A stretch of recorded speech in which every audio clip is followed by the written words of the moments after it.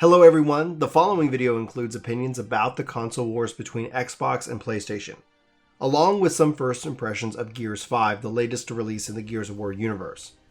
It also features footage of the game which is M-rated. I hope you enjoyed the video and get involved in the discussion in the comments below, and we also want to encourage everyone to remember to respect each other and their opinions. You don't have to agree with them, but just respect each other as human beings.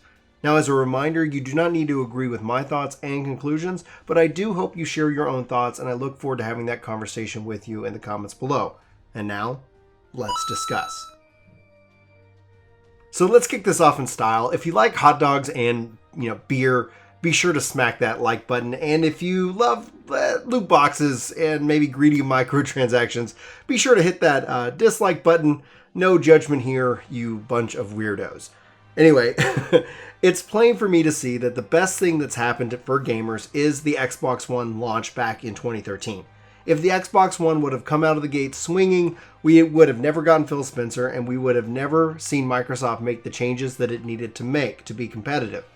It's okay not to be a fan of Xbox, but the moves that Microsoft are making are benefiting you all the same. These moves could have only have happened if not for the success of the PlayStation 4 and forcing Microsoft to rethink how it does business.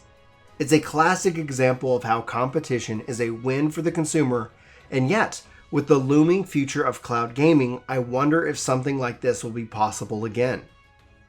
Still, depending on your preference for video games, you've either been a fan of Gears of War or maybe you acknowledge its existence with perhaps a shrug if you don't just outright dismiss it altogether.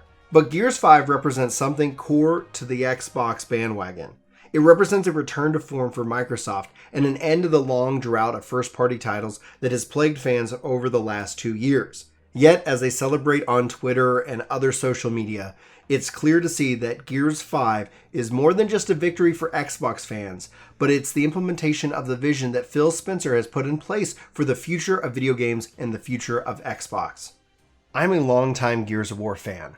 I've played and beaten them all, and with the exception of Judgment, I tried it out via Games Pass and after a while decided it wasn't for me. But yet beyond Gears 4, which left something to be desired, I played quite a bit of it with my wife Julie, since it was also the first Play Anywhere game that I had.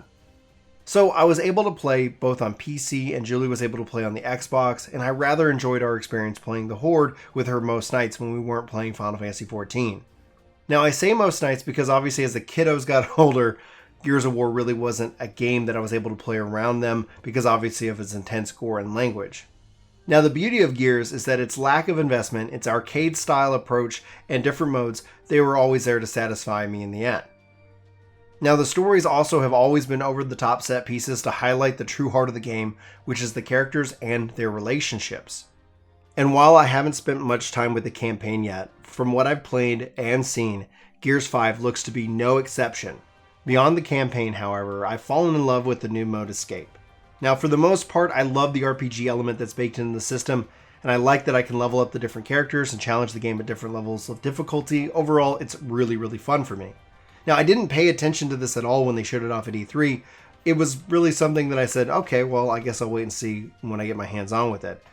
But beyond Escape, I've also really enjoyed the arcade quick play mode that they've added. It feels like a way more natural version of PvP to me than Gears has overall. Now the true winner of the release of Gears 5 I think is Game Pass. Now I don't own Gears 5, but with Game Pass Ultimate I'm playing it on both PC and Xbox without any issue. What's been really fun is playing Gears 5 on my ShadowPC so that I'm able to run it at full power from my laptop. And my laptop stays super cool, and I mean like cold. It does not get overheated at all. It's really, really nice. This makes it both a laptop, comfortable, able to run in my lap, and it also preserves the battery life of the laptop itself so I can have extra long gameplay sessions. Now beyond Game Pass, it's also very clear to see that fans are excited for this game, which makes me happy. But in their excitement, there's another story. The story of the Xbox One over the last 7 years and how hard Phil Spencer has worked to right this ship.